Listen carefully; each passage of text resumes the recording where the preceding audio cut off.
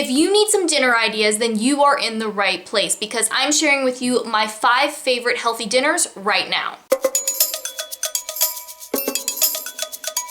So I like to make these videos every so often where I share with you some of the meals that I've really been enjoying lately. I think they're fun because you can kind of see how my eating shifts and changes over the course of a year and from year to year. But also I think it can be nice if you need some ideas for things to make. I know for me personally, sometimes I'm just looking for something fresh, something new to try to switch things up, and I get inspiration from other people. So if I can be that inspiration for you, then I think that's great. And real quick before we get into the food, I do want to let you know if you are not already following me on Instagram and you are looking for meal ideas or you are just interested in what I'm eating, then make sure you go over there and do that because I share a lot of what I'm eating in my feed and in my Instagram stories. So the first meal I've really been into here lately is skillet salmon with potatoes and kale salad. And the thing I really want to talk about here is the skillet salmon. So a lot of times I do cook my salmon in the oven. I actually showed it that way on a live cook with me that I did here recently. So if you want to see that, I will link it for you. But something else that I've been incorporating more often here recently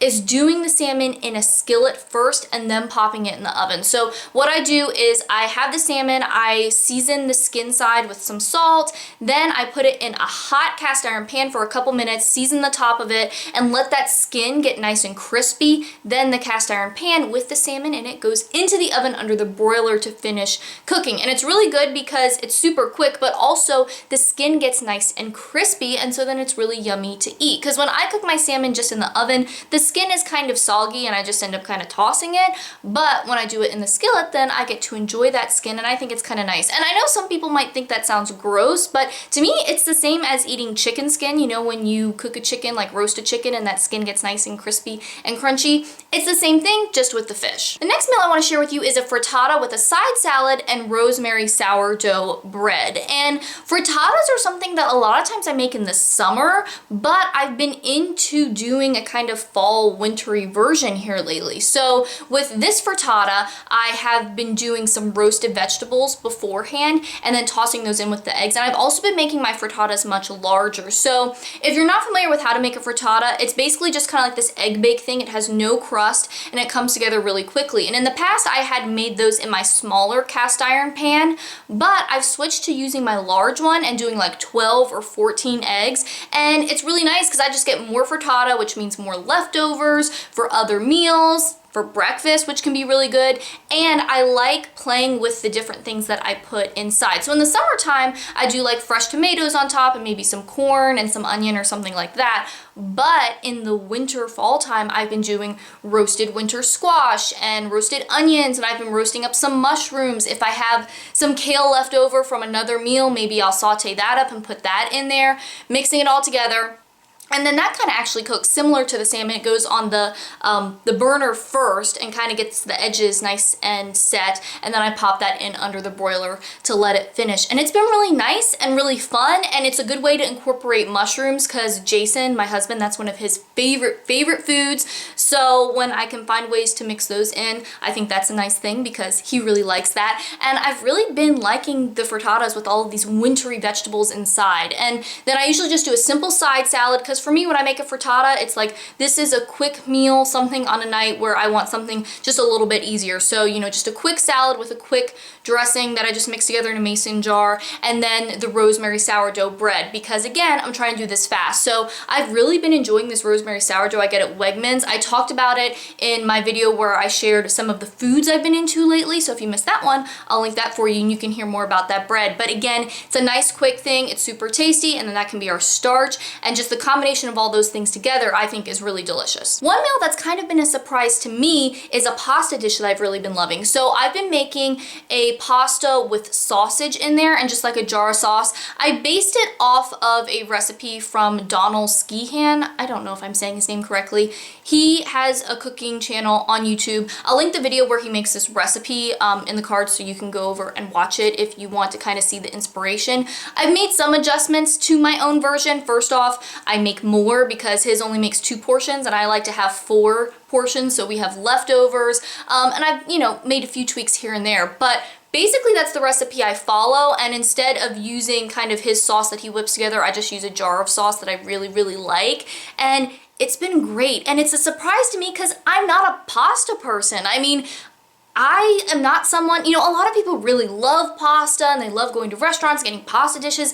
That's not me. I mean, pasta's fine, but I've never been a big fan. Even as a kid, I didn't really like it. Whenever my mom would make spaghetti and meatballs, I would just eat the meatballs or eat the meat sauce and skip the noodles, which I don't think is what most children do, but that was me because I wasn't into the pasta. So this was something that I just made because I was like, that recipe looks really good when I saw his video. And then I said, we don't make pasta that much. Maybe it would be a fun thing to have. So I made it and now I'm really into it. So I don't know if it's my preferences have changed or if this recipe is just really good, but I really like it. And then I've been doing that with a side salad. In the summer, I was able to incorporate a lot of veggies from the garden, like beef it up with extra zucchini or things from the farmer's market, and kind of bulk it up that way. But in the winter, we don't really have all that stuff going on. So I've been serving salad on the side for the vegetable part of that meal. And it is so good. I've also really been loving salad night. This is something that usually comes around for me in the spring and then in the fall and winter. And I've just been having a lot of fun with it and it's been really, really tasty. So in my salads, what I typically do is a bed of some sort of lettuce and then I throw on lots of toppings. So olives and avocado and chopped apple and chopped onion. I've been adding in some blue cheese, which has been amazing because I really like blue cheese and I've started to incorporate it more through the salads, which has been really nice. Chopped cilantro, then I make a quick balsamic dressing. It has just been really good. And then I usually use canned tuna on top as my protein. So delicious. And then I've been eating it with a piece of that rosemary sourdough that I mentioned earlier. It's just a really nice meal, again, for nights when I want something that's a little bit quicker or when I just want like that super crunchy salad, like a ton of veggies. It's really, really nice and it's satisfying because the problem with salads sometimes is you might not feel like you're getting enough food, and that's usually because people aren't putting on the toppings like the avocado, the cheese, the olives, the tuna, those things to give you a little bit more of something to eat, and also fat and protein and those sort of things, and also incorporating some sort of carb like the apples in there and the slice of sourdough. It really balances out the meal and makes it much more filling and satisfying. I've also really been liking pulled pork tacos. Now, if you've watched my channel for a while, then you know that tacos are something that I kind of have in rotation all throughout the year, and I just switch up the fillings based on the season, based on what we have.